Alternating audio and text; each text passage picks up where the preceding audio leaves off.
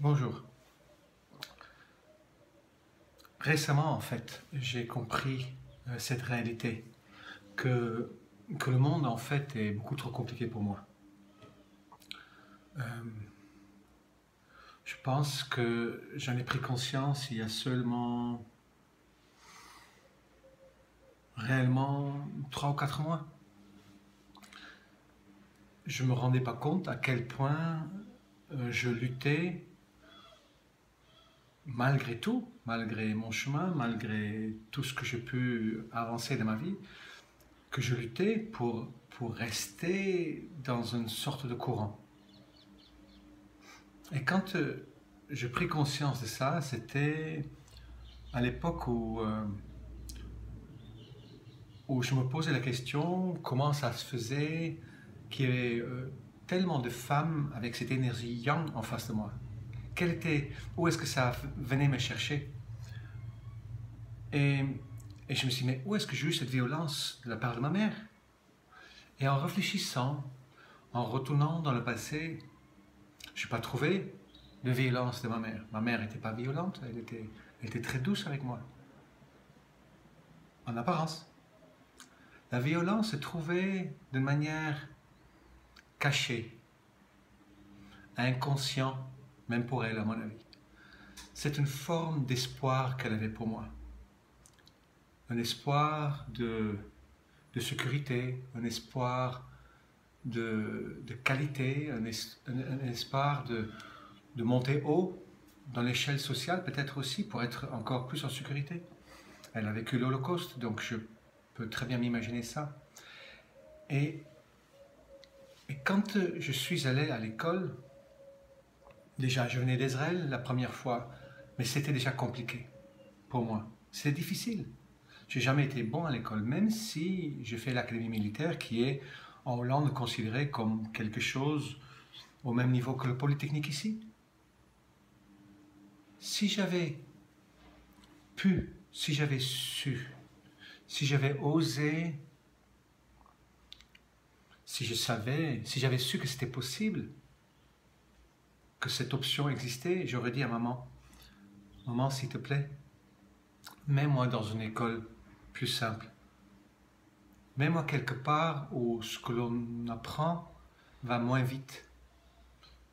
Je n'ai pas besoin d'être le meilleur. Je veux juste être avec moi peut-être. Et bien sûr, maintenant je vois, même en vous parlant, de quelle manière j'ai fonctionné. Dans l'école primaire, je me suis beaucoup accroché à ma maîtresse, que je vois encore de temps en temps aux Pays-Bas, que tout le monde aimait parce qu'elle était toute jeune, et dont tous les garçons étaient amoureux, et moi inclus. Je sens encore son odeur de violette et ses petites mains roses qui se penchaient au-dessus de moi pour m'apprendre à écrire. Et ça remplaçait un peu cette douceur inconsciente que je cherchais inconsciemment. Au lycée, avec quelques autres copains, en fait, je sabotais les cours. Pas tout le temps, mais souvent, j'avais pas de bonnes notes. Et très souvent, je passais mes vacances avec le stress de récupérer, surtout dans la langue française, j'étais très mauvais en français. Et je passais mes vacances à récupérer quelque chose pour pouvoir passer dans la classe suivante. Si j'avais seulement su lui demander, maman, mets-moi dans une école plus simple. Bien sûr, je ne serais pas là où je suis aujourd'hui. Mais il y a quelques mois en arrière, je me suis rendu compte de cette violence, en quelque sorte, qui s'est répétée. Et d'ailleurs, depuis ce moment-là, je n'ai plus ce style de femme en face de moi, depuis que j'ai compris ça. Mais par contre, ce qui a commencé à se faire, c'est quand je cherchais la solution, je me suis dit, voilà, tu as la solution. Redeviens ce que tu avais envie de devenir en ce moment-là. Et c'était en fait très simple. Et j'ai compris aussi, et ça je ne peux pas vérifier bien évidemment, j'ai compris en fait que j'étais un indigo. Les indigos existent depuis les années 55-60. Je suis de 56, ça correspondrait. C'est des enfants indigos que j'ai accompagnés pendant un moment qui me le disaient. Ils disaient, mais tu es un indigo. Ah Ah bon? Mais ça expliquait tout, puisque je reconnaissais les enfants indigos. Ils disent, mais tu es un des premiers, tu es comme une espèce de pionnier. Bon, ça ne change rien pour moi, parce que pour moi, nous avons tous la même mission. Nous avons tous la mission de faire l'expérience de qui nous sommes vraiment, que nous soyons indigo ou pas indigo. Indigo, pour moi, ça veut seulement dire que je n'ai pas oublié d'où je viens. Et les indigos d'aujourd'hui ont à la base pas oublié d'où ils viennent, mais de par leur éducation, comme moi avec mon éducation, on l'oublie quand même. Donc qu'est-ce que ça change? Mais peu importe, mais ça expliquerait cette sensibilité que je me reconnais. Il y a des choses que je ne comprends pas. Depuis toujours, les gens m'ont traité de très mental ou m'ont prêté des mauvaises intentions. Et je ne comprends pas. Oui, je fais des conneries. Oui, je peux me tromper. Mais il n'y a nulle part, jamais de ma vie, eu l'intention de nuire à qui que ce soit. Sauf peut-être à l'école, dans un élan de colère, mais ok. Je suis un homme très simple. D'ailleurs, mon ressenti est beaucoup plus développé que mon mental. Je fonctionne complètement à partir de mon ressenti. Je suis très très simple. Et le monde est beaucoup trop compliqué pour moi. Et au fur et à mesure que j'avance dans cet élan de qu'est-ce que je suis vraiment, mais il se passe ce qui se passe aujourd'hui. Et quand je dis que le monde est trop compliqué pour moi, ça veut dire quoi? Mais ça veut dire que je ne sais pas faire des opérations financières, je ne sais pas acheter des trucs comme certains peuvent le faire et me faire un capital. Je ne sais pas faire des manipulations humaines. Oui, dans mon travail, il y a une forme de manipulation quand j'accompagne des gens, une forme de, comment dire, calcul de ressenti, mais qu'est-ce que je peux faire pour que la personne aille mieux? Je ne suis pas un joueur d'échecs en quelque sorte. Je ne sais pas. Il y a plein de choses que je ne sais pas faire qui fait qu'aujourd'hui, je ne me suis jamais occupé de ma retraite et j'en aurais sûrement pas. Je suis de ce style que je fais un travail et je me fais payer pour. Je travaille un peu et on me donne un peu. J'achète avec l'argent que j'ai et si je n'ai pas, je n'achète pas.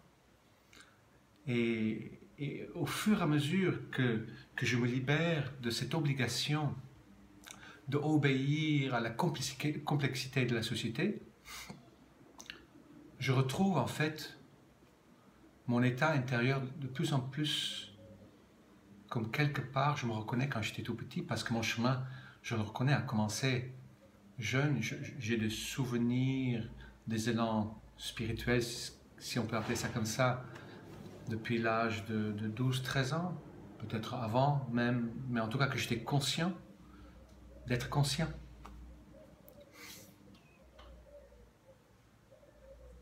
Pas évident. Si j'explique ça, c'est aussi parce que je vois bien dans les réactions que je reçois sur Facebook qu'avec toute la bienveillance que les gens ont, que vous avez, mais il y a pas mal de gens qui ne comprennent pas vraiment d'où ça vient, ce que je fais. Et pourquoi je le fais? La plupart des gens pensent que c'est une fuite, ou que c'est parce que j'ai perdu une relation. C'est pas du tout ça. Ça a été des enclencheurs, des révélateurs. J'aspire profondément à la simplicité. Et si la simplicité aujourd'hui, c'est d'enlever toutes les fils à la patte et de me mettre face à la grande vie avec une foi énorme que j'ai, mais c'est comme ça que ma vie sera. Je ne peux pas faire autrement. Ce qui est aussi typique, semblerait-il, pour les indigos, c'est qu'ils ont des, comment on appelle ça, des grands rêves, comme j'en ai aussi. Mon rêve, c'est vraiment de unir les gens, de faire en sorte que nous soyons un. Je pensais même à faire un nouveau site qui s'appelait Voyageons ensemble. Pour moi, c'est incompréhensible de voir des membres de famille se déchirer pour des conneries. Je me rappelle comme ça, monsieur, j'ai accompagné des personnes en fin de vie, chez Jeanne Malve, jusqu'à la mort, accompagné la vie. Ce monsieur était dans son lit, 94 ans, Et je me demandais, je lui ai demandé, mais il n'y a personne qui vient vous voir. Il a dit, non, vous avez plus de famille. Oui, j'ai un frère. Mais pourquoi il ne vient pas? Il dit, parce qu'on est fâché. Ah bon? Mais ça fait combien de temps que vous êtes fâché? Mais ça fait 70 ans. Mais pourquoi vous êtes fâché? Il dit, mais je ne sais pas. Vous comprenez cette bêtise humaine? Partout, le problème judéo-arabe ou judéo-musulman, l'enfant que je suis ne peut pas comprendre ça. Ou les gens qui font du mal, ou qui cherchent, ou qui agressent gratuitement. Oh, j'ai eu de colère, mais ok, je fais allusion à quelque chose de bien particulier, cette violence qu'on peut se faire entre nous. Alors, au fur et à mesure que je coupe les fils, je retrouve de plus en plus mon état naturel. Bien sûr, j'ai peur, quelque part. Bien sûr, j'ai peur. Là, je vois ma valise et mon sac à dos par terre. Je vois quelques affaires autour qui ne sont pas encore parties, mais c'est vraiment très rudimentaire. Et bien sûr, j'ai peur quelque part de ne pas savoir comment faire. Mais il y a mon enfant intérieur qui jubile. C'est mon enfant blessé qui a un peu la chatouille. Mais mon enfant intérieur, il jubile, il dit, mais vas-y, vas-y, vas-y. Et je me sens profondément, de plus en plus relié avec ce qui est. Et j'ai profondément cette aspiration de le partager. C'est pour ça que j'ai repris aussi les vidéos. Je n'ai pas envie d'écrire, je n'ai pas envie de laisser quelque chose le jour que je serai parti. J'ai envie ici et maintenant de partager avec vous. Dans mes rendez-vous, dans mes visites chez vous, dans mes stages. Et j'ai besoin d'être un peu fou pour le faire. Et je deviens un peu fou.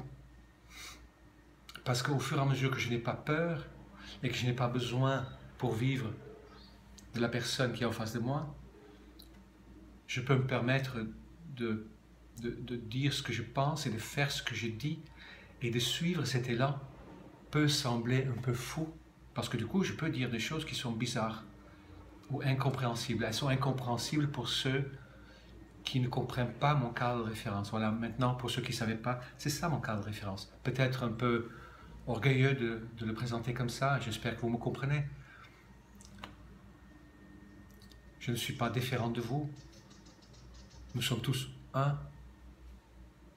Et j'aimerais bien voyager ensemble avec vous et apporter ma part.